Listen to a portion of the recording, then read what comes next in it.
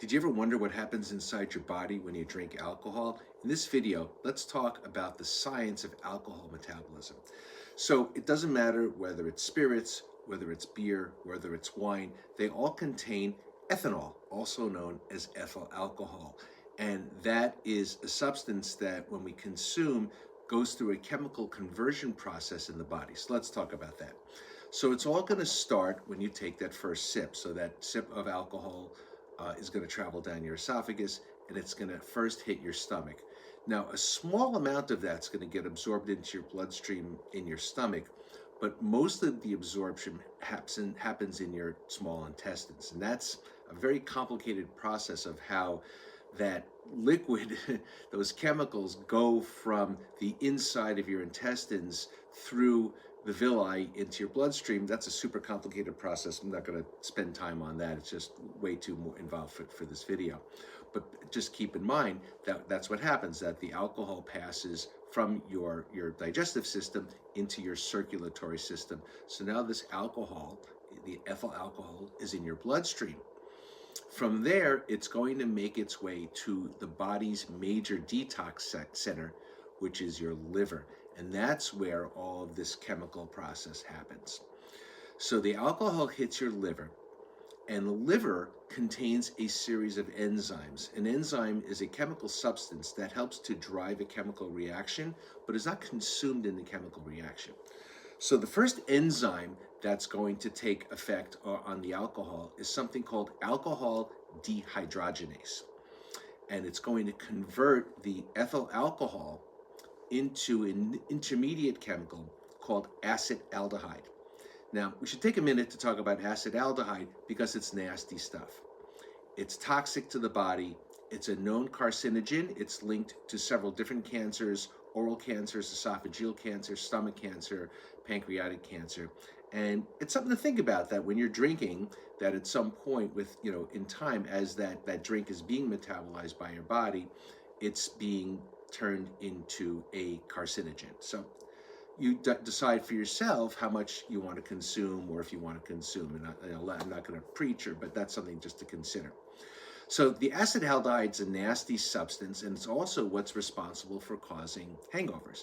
It's what gives you the headache and the nausea and the general malaise the next day too. So not something that you want to last in the body for a long time. The good news is that after being converted to that intermediate step of acetaldehyde, a second enzyme comes in that is called aldehyde dehydrogenase, and then it converts that toxic acetaldehyde into a much less toxic substance called acetic acid. Now, something to remember is that while the liver is very efficient at this process, there's a limit. So the liver can process on average about 1 drink per hour. Again, so you're talking about like 12 ounces of beer, 1 ounce of spirits, or maybe 4 ounces of wine. So that's about the limit of what it could process. So another reason, knowing the science also helps, if you're going to go out and you're going to consume, to know how much time that you need to have before you do anything like, drive or operate machinery. I mean, certainly I don't think you should drink and drive at all, but let's say if you're at a friend's house or you're out and you have a drink at the beginning of time and you're there 3-4 hours, you can probably know that by the end of that time that's been processed. Having said that, if you are drinking more than 1 drink per hour, there becomes a backlog, and that alcohol remains in your bloodstream as the liver is trying to work its way and process through it.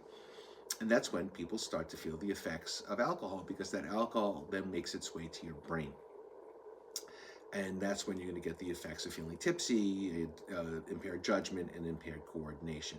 So again, keep in mind that, again, if you're trying to stay in control, using the science, you make sure that you're alternating your drinks with some water, and sort of like spacing out your consumption so that you don't wind up having that situation. And also keep in mind that alcohol is a depressant. It slows down heart rate, slows down respiration, and it slows down the brain's functioning, which is why people wind up being impaired. Now, interestingly enough, there are many other factors that determine how quickly someone processes alcohol. Things like genetics, your overall general health, certainly your liver health, and even the types of foods that you consumed can affect how quickly the body processes the alcohol and gets rid of it. Another interesting thing to know about the acetic acid is that the body can actually metabolize that as energy. So the acetic acid eventually is metabolized in the cells outside of the liver into carbon dioxide and water. It is ultimately excreted through your breath, through sweat, through urine. A small amount of alcohol can be, and ultimately processed obviously by the kidneys into urine. A small amount of alcohol, maybe 5% of what you consume, can actually be processed through the kidneys. So it's a relatively small amount, but with overconsumption, with alcoholism, ultimately for someone who, let's say, is a chronic alcoholic, in addition to things like fatty liver or cirrhosis, you can also get kidney damage because of that small amount being processed by the kidneys.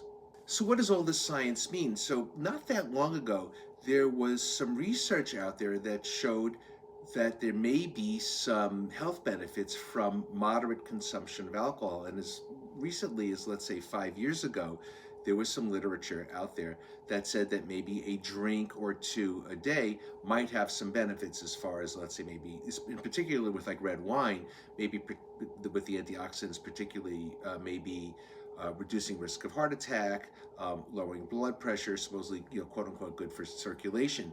And for a long time, I think people were like, have a glass of wine and feel like maybe, within that moderate amount of consumption, that they were maybe doing something good for themselves. The more recent literature, and you can look this up for yourself, just Google health effects of alcohol, don't have to take it from me, shows that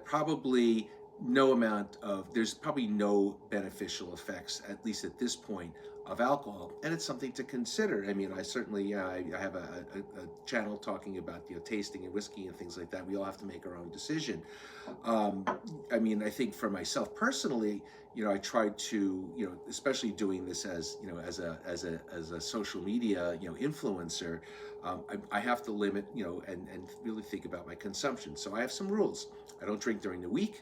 I can't tell you the last time I got drunk. So if I'm going to do a tasting, whether it's, for a video or something for friends, it's going to be something on the weekend. Typically a tasting is going to be a quarter of an ounce or less. I might batch a few videos together, so I might do like 2 or 3 videos on like a Saturday. So I'm still probably, maybe one drink, in total, a quarter of an ounce or so. That's, maybe 3/4 of an ounce, maybe one drink total. And then I push those videos out during the week. So I don't want to give anybody the impression that this is something that I do on a daily basis. And and I've been guilty, I suppose, of using phrases like, oh, this is a good daily drinker, but and I don't want to sort of imply that that's something that I actually do. Judge for yourself. You make your own decision. You're grown-ups watching this, so I'm not necessarily telling you what you should do. I'm just telling you how I do this. So I try to very much limit my consumption. Other changes that I've made. I mean, I've probably been doing this now for 3 years. The social media thing. I typically don't order a cocktail when I go out for dinner because we go out once or twice during the week, and you get yourself a drink, and then there you go. That consumption just goes up. If I wasn't doing these videos, maybe a different story. And certainly, my wife's not a big drinker. She gets a headache if she drinks, so she's always the one behind the wheel. So other implications too. Obviously, in addition to things like addiction, and health implications as well. Certainly, the social implications of driving impaired, and the dangers of operating machinery and things like that too. So just a lot to unpack there. But I think understanding the basic science maybe gives you a little bit more insight of what's happening within your own bodies when you take a drink. And I think this is hopefully just the starting point. Again, just Google alcohol metabolism, and you can get all this information right in front of you at your own fingertips. But I think it's worthwhile to look through that. I think it's also worthwhile to look through health effects, of alcohol consumption, just so that you educate yourself and you can make an educated decision. Anyway, hope you enjoy watching this, and we'll see you soon.